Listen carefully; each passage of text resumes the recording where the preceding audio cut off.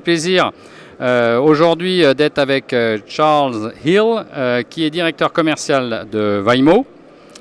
Charles, quelle est la particularité de votre offre pour aider le commerçant omnicanal à conquérir une clientèle B2C ultra-urbaine, notamment en pays émergents? D'accord. Donc bonjour.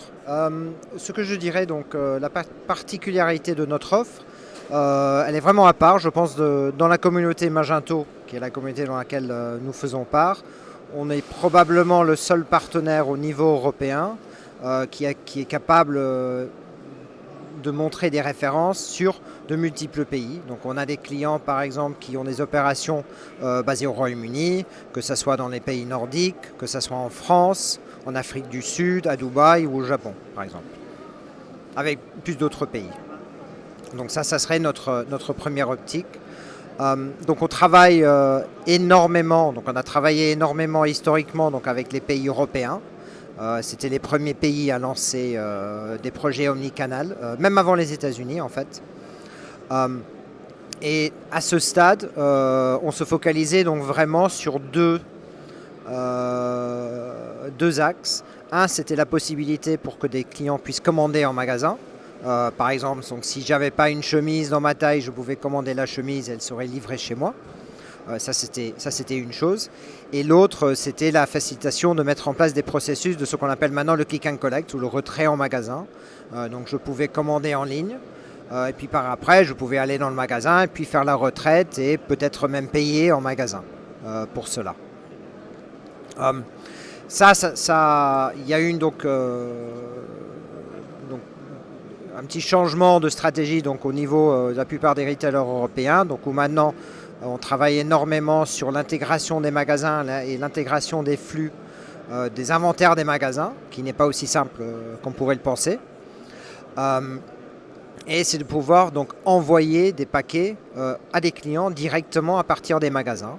Et la raison pourquoi les gens ils font ça, c'est la proximité.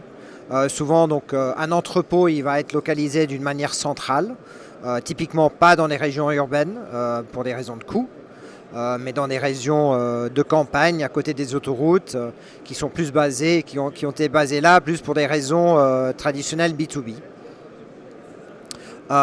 Et donc le retrait ou l'envoi directement à partir des magasins permet une proximité pour les clients qui sont maintenant de majorité urbaine, de très forte urbanisation, que ce soit Paris, Londres, Berlin, Amsterdam, ce genre d'endroits.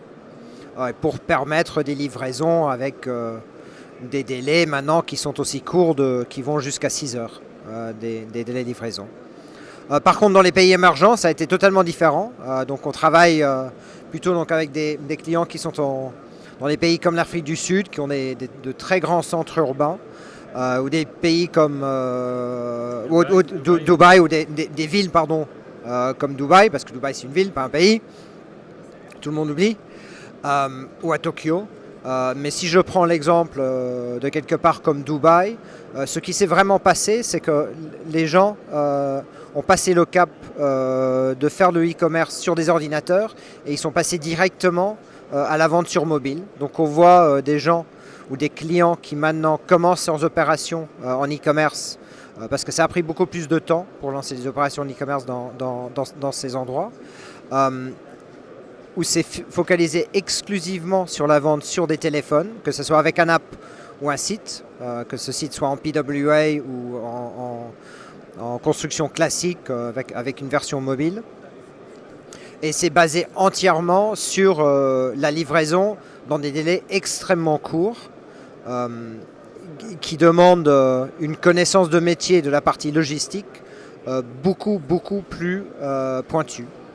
C'est beaucoup plus complexe de faire des livraisons sur 6 heures ou même sur 4 heures, ou de dire je vais vous livrer entre 5 et 6 heures quand il est déjà midi, de faire ça. Donc ça, ce sont des problématiques avec lesquelles on doit travailler avec nos clients pour essayer de faire accroître leur business. Les grands sont en train de le faire, donc les sociétés de taille moyenne maintenant ils n'ont pas le choix et ils sont en train d'apprendre très très vite, et il y a tout un écosystème du back-end, je dirais, logistique, qui est en train de se mettre en place pour justement gérer tous ces flux et cette rapidité de commerce.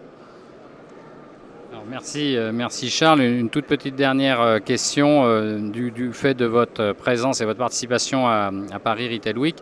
C'était la première fois que vous participiez, vous exposiez à Paris Retail Week et donc et si oui ou non, quels sont écoutez, les pays que vous visez maintenant? Donc oui, comme Vaimo, c'est notre première participation au congrès. C'est quelque chose qui se passe très bien. On rencontre beaucoup de gens qui sont soit des marques, des retailers ou des gens aussi dans le secteur du B2B. Il faut dire maintenant que l'e-commerce, c'est plus que le retail, c'est plus que le B2C, c'est vraiment c'est le B2B aussi. Et pour nous, où nous on s'intéresse, vraiment, la raison pourquoi on est ici, c'est le marché français. On est présent déjà dans 15 pays. La France a été un pays où on n'a jamais été présent. Donc là, ça change.